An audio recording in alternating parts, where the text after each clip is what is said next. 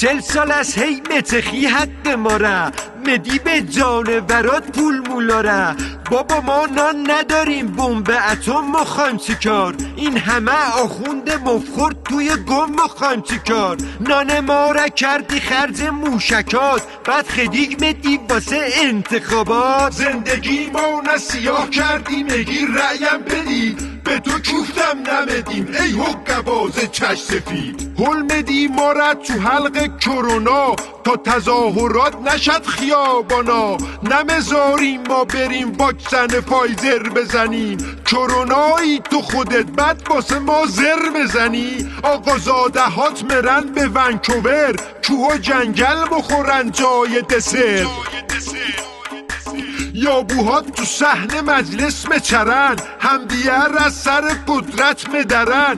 نگو دولت بگو شارلاتان کده همه تو کار دروغ و شعبده. توف تو امامه شیخ اعتدال ای مقام عظمای تسلا گوگال. زندگی ما نسیاه کردی مگی رأیم بدی به تو کوفتم نمدیم ای حقباز چش سفید. مفروشی به چینیا مملکته ماییم و یک کاسه ماست و کته. راستی تیاره اوکراینی چو شد برجام کوفتی روحانی چو شد. پول بورست تو کجا تپاندیتان از ریال پهنس دوری ساختیتان.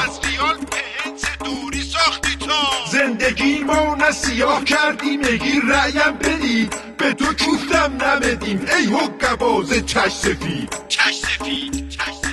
8-1 برد الهی هرچی اصلاح طلب است خار بشد هرچی اصولگرای دزد و جلب است.